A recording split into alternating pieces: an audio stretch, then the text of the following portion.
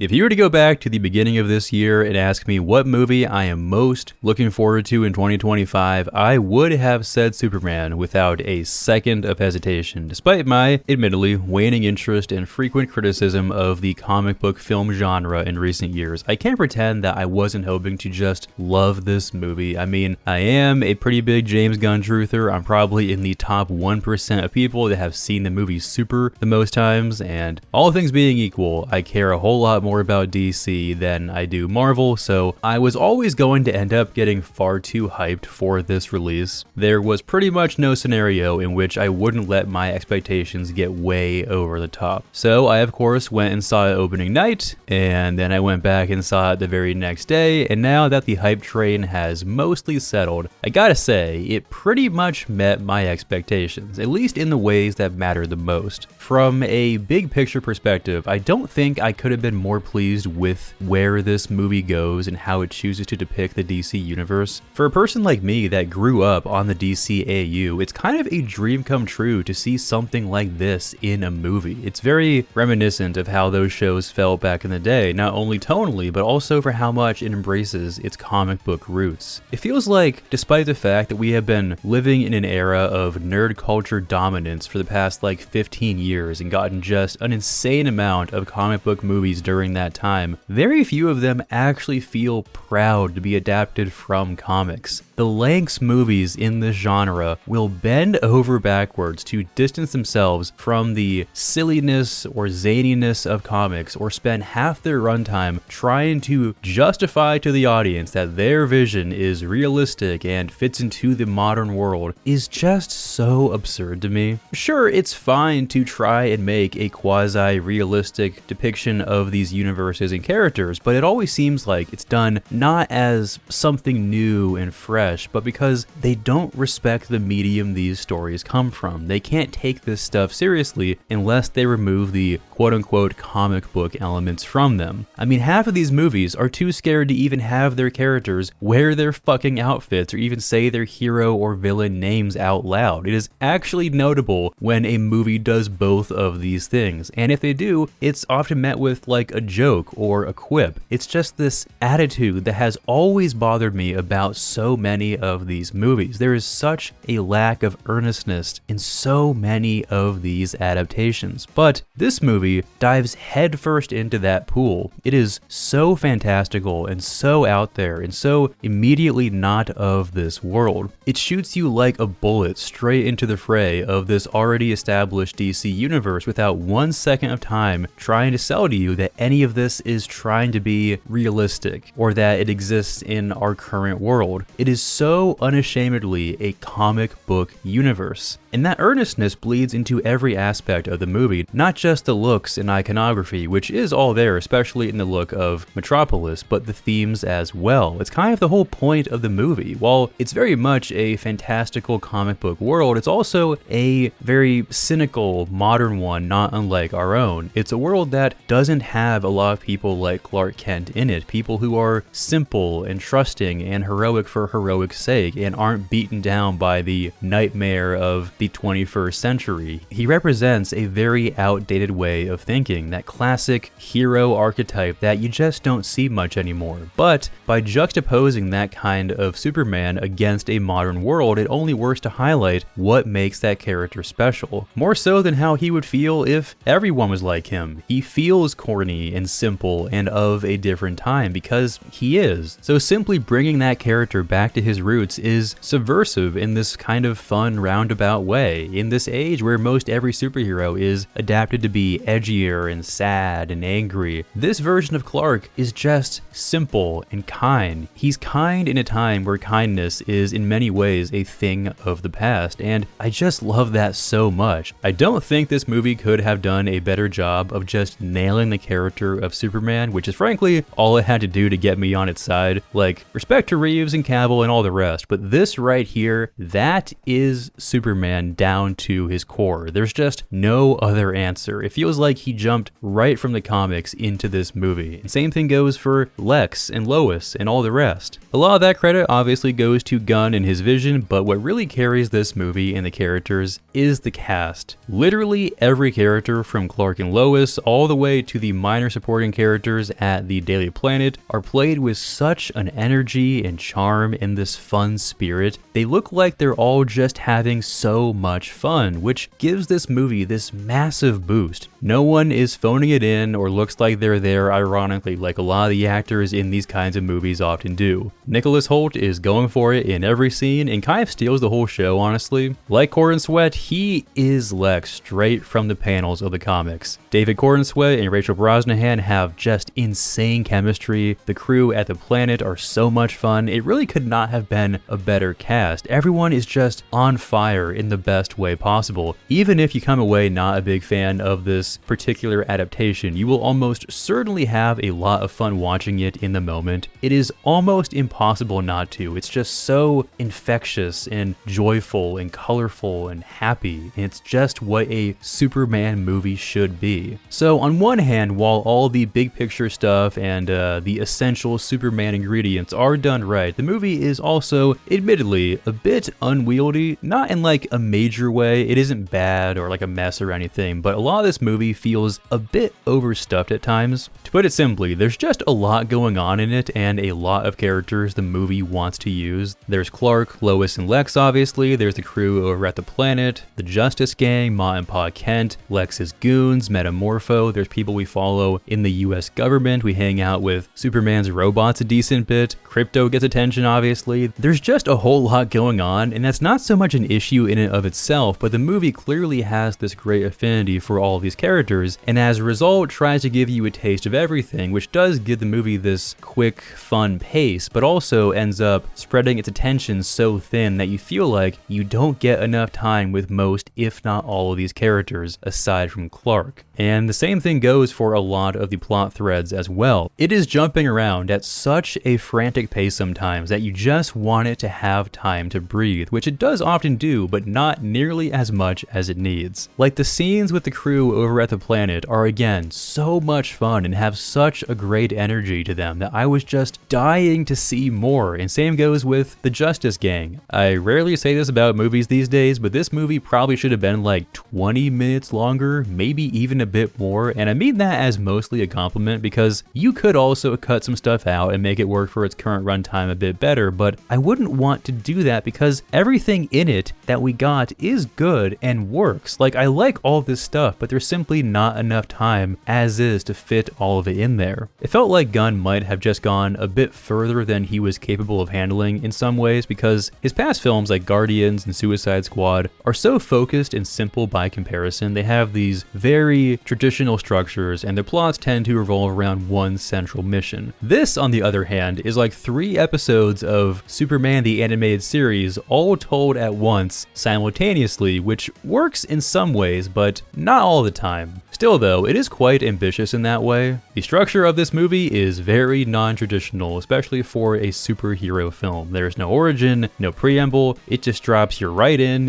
essentially a day in the life of being Superman. He's already dating Lois, he's a few years into being a hero, he already has the Fortress of Solitude, he's pretty much done all the usual Superman things aside from fighting Lex, which is undeniably very bold and I think works great for people like me who are very familiar with this property and consume a lot of comic book media. It uses the audience's pre-existing knowledge of the character as a way of circumventing a lot of the setup movies like this would typically have to do, and it allows it to tell a very unique plot, but I also imagine for a more general audience that could end up being a bit of a turnoff. Gunn is clearly leaning into the super in-the-weeds nerdy comic book fan as this movie's primary demo, and if you're in that demo, like I am, you will feel very spoken spoken to and get a lot out of this. But if you're not, well, that is where I imagine a lot of those not so great reviews come from, which makes sense, honestly. I don't think this is a film for everyone. This movie is, I think, best described as a love letter not only to Superman, but the entire genre as it exists in film. It's Gunn's attempt to turn that dial back to the days of Sam Raimi and Christopher Reeves, back when heroes were simple and not forced to exist in this hyper-modern, realistic setting, and in a time where it feels like everyone is rightfully cynical and jaded at the world. It's nice to have a movie like this come along and embrace just simple kindness as its central theme. In that way, it's kind of the perfect movie for our current time. It's not the one we deserve, but it's certainly the one that we need.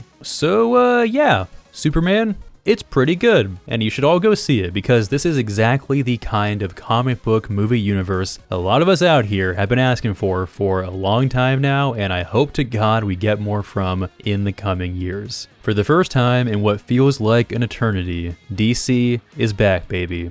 Welcome home.